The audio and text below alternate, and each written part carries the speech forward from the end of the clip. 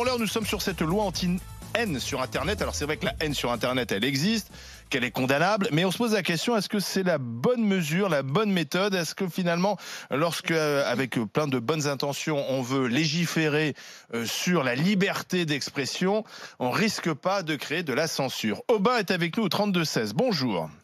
Bonjour les GG. Alors vous êtes original parce que vous nous appelez pour nous dire que vous revendiquez le droit à la haine. Bon, original, je sais pas, mais je vais vous dire un petit peu mon opinion là-dessus. Bon, c'est plus facile déjà parce que je suis noir, donc quelque part, c'est un peu plus facile pour moi de pouvoir avoir un tel point de vue. Bah écoutez, moi, je parle du Attendez. Pourquoi? Alors, mais je vais vous dire, vous savez, quand moi, je vais vous donner mon opinion. C'est que, personnellement, je n'ai pas de haine particulière. Alors, attendez, on n'entend pas bien, c'est dommage, mais parlez bien près du téléphone, sinon ça va être difficile. Vous m'entendez mieux, là? Voilà, Oui. Bougez plus. D'accord. Donc, moi, j'ai pas de haine particulière vis-à-vis. Non, on vous entend plus, vous allez bouger. Non, restez près du téléphone, Aubin. Je suis très près, je veux pas être plus. Je vais être à l'intérieur, là.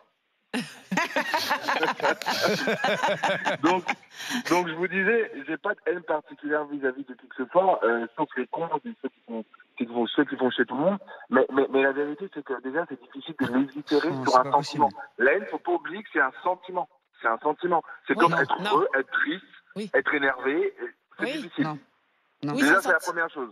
Oui. La deuxième chose, c'est que je vous expliquer pourquoi je parlais du fait que je sois noir, c'est que personnellement, j'ai déjà eu, j'imagine, j'ai pas encore ressenti, mais moi, j'ai déjà eu des gens racistes. Ils ont le droit d'être racistes.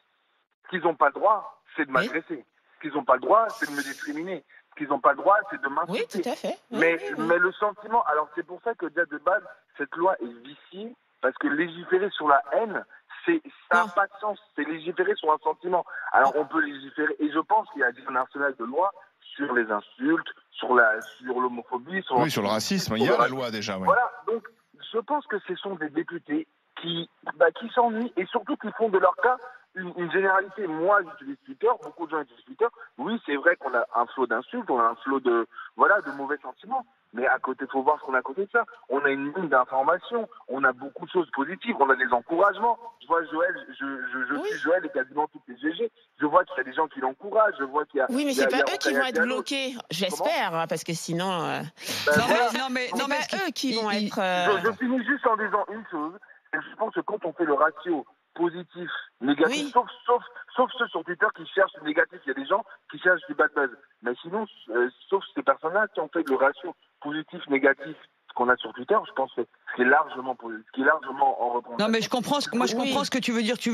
On peut pas interdire les gens de penser ce qu'ils pensent. Alors, ça veut dire que quand on est dans son salon, les gens ne sont pas obligés de l'exprimer. Voilà, quand on est dans son salon et que l'on tient dans sa famille des propos racistes ou haineux, ok, d'accord, même si c'est grave, pour moi personnellement, parce que d'abord le racisme, j'ai jamais compris comment on pouvait être raciste, parce que comment on peut détester quelqu'un a priori sans lui avoir parlé, donc c'est un truc qui m'échappe. Mais bon, bref.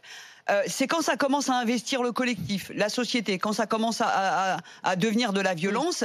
Mais là, c'est obligé que la société pose des règles. C'est quand même un défouloir. C'est vrai que Twitter, c'est un grand défouloir. Ça a permis à certains qui avaient beaucoup de haine en eux de s'exprimer. Ouais. Et en plus, ces personnes-là pensent qu'elles peuvent le faire en toute impunité. Oui, mais c'est pas des protégées quand même, Maxime, par l'anonymat. Oui. C'est des gens qui, bien sûr, ils vont continuer, et Aubin, il a raison, ils vont continuer à penser ce qu'ils pensent. Sûr. Le problème, c'est qu'on leur a offert l'occasion de se défouler et de balancer les pires saloperies. Oui, mais mettre la tête dans le sable, c'est pas une solution. Ça veut dire que ces gens-là, c'est pas des martiens qui tweetent, c'est pas des martiens, c'est des êtres humains qui sont derrière leur écran. Ça donne l'état. Oui, mais est-ce qu'il faut en faire la publicité? Non, d'abord, pas en faire de la publicité. Deux, mais ça veut dire qu'il y a prévenir, éduquer et punir. Non, mais d'accord.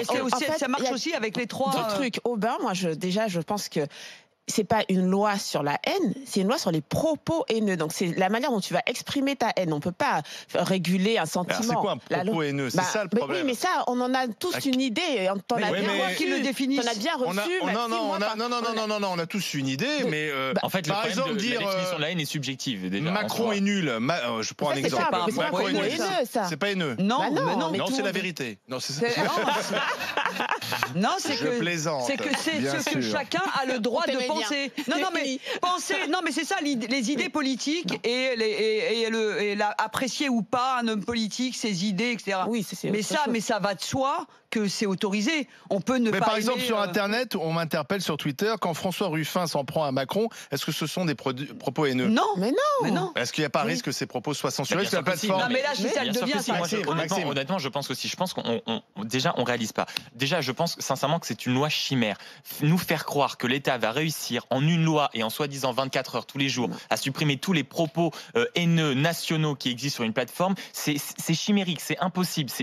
Prenez tous les mots possibles pour qualifier illusion, tous les synonymes, vous en faites le qualificatif pour cette loi. Je pense que c'est chimère et je pense en plus qu'en fonction des idées politiques, il y a des risques de censure. Je persiste et je signe. Toi, Zora, qui a des propos tranchés et on va dire qualifiés par certains de pas d'ambigu mais de réac, on va dire, je pense que tu as largement et tu peux largement faire partie des cibles privilégiés pour cette loi. À partir je pense que cette loi va permettre à lisser. Tu penses que les propos de Zora Habitant pourraient être censurés? Mais comme les propos par exemple de Gilles William dans cette émission, vous voyez comment il tweet et vous voyez les idées qu'il tweet. Je pense que la loi, sans faire du complotisme, je pense que cette loi va permettre de lisser les propos parce qu'une fois de plus, on va créer. C'est quoi? C'est la police? C'est la police de la bien-pensance?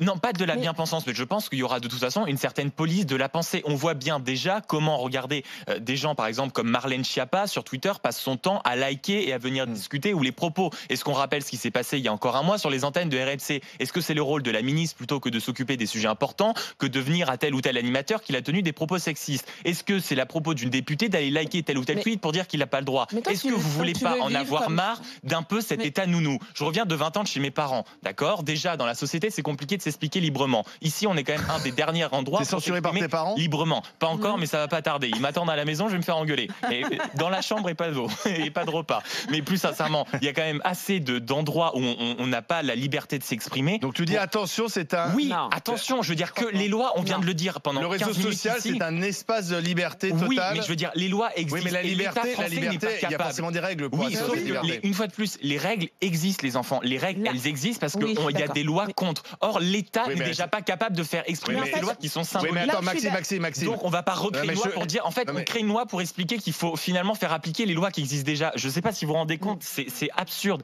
Et en plus, remettre ça une fois de plus au CSA, je pense pas que ça soit la bonne idée. On a déjà vu l'ambiguïté du CSA. Alors, je remercie Aubin. Merci d'avoir appelé au 32-16, Aubin. Joël. Là où je suis d'accord avec toi, c'est que qui dit loi dit justice. Il n'y a pas de loi sans derrière un appareil judiciaire qui soit au top. Le problème, c'est que nous, on n'est pas au top de ce côté-là. Le problème, c'est que les lois qui existent, pourquoi elles sont insuffisantes? C'est pas qu'elles sont insuffisantes. C'est juste que derrière la justice ne suit pas. Ça veut dire que des lois, par exemple, quand tu portes plainte contre le racisme, eh ben, la plupart des dossiers sont classés sans suite. Donc, il faudrait une justice qui aille de pair avec la loi. Alors, plusieurs réactions sur Twitter, sur rmc.fr, notamment la réaction de Pierre. Si vous ne voulez pas vous faire insulter sur les réseaux sociaux, pourquoi y restez-vous? Moi, je n'ai ni Twitter, ni Instagram. Si vous voulez exposer vos vies privées et vos opinions, eh bien, vous exposez, bien sûr, au risque d'être critiqué. Déjà, c'est pas une question de se faire insulter. Je veux dire, c'est pas parce que tu te fais traiter de con que tout de suite tu vas faire un malaise et tu vas t'enfermer et vivre dans une forêt. D'accord? Non, mais ce que dit Pierre, c'est que quand tu vas sur Twitter, tu prends le risque de te faire insulter. Non, mais je veux dire, j'assume de rester sur les réseaux sociaux et de me faire insulter. Sauf qu'il y a une différence entre te dire et te faire insulter et carrément te dire sale noir, sale juif, etc. Il y a quand même une barrière entre ces deux-là.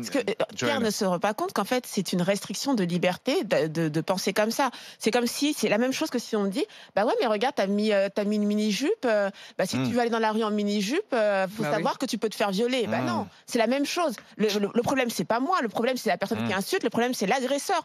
Donc, je vais pas restreindre ma liberté d'aller sur les réseaux sociaux parce qu'il y a certains qui ne savent pas se contrôler et qui ont envie de me dire sale noir. Enfin, faut quand même voir qui est. Alors, il y a Olivier aussi qui réagit. Qu'en est-il de l'humour noir, de l'humour satirique, de la caricature du second degré? Sera-t-il sanctionné par la loi Avia? Non, moi je pense qu'il faut conserver l'humour. La caricature ne sera pas touchée. Sauf que tu parlais tout à l'heure de la justice. Là, il faut bien comprendre que ça va être des algorithmes. Donc, on va prendre des mots-clés et on va se dire, tiens, tous les algorithmes. Or, avant, ça passait quand même un minimum par un juge qui jugeait, mots-clés qui allaient comprendre, il y avait un humain derrière. Or là, l'algorithme va avoir un ensemble de mots-clés, il va dire bon, les gars, il y a tel mot, tel mot, tel mot, là ça apparaît dans tel tweet, on censure, on ferme le compte. Et ça, sans humain derrière, c'est compliqué. Le second degré, l'algorithme, je suis pas sûr qu'ils le comprennent.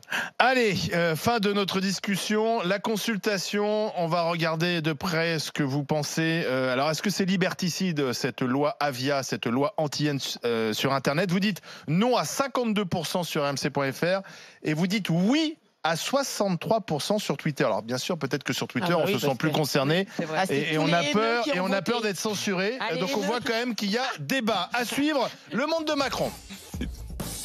RMC jusqu'à midi, les grandes gueules.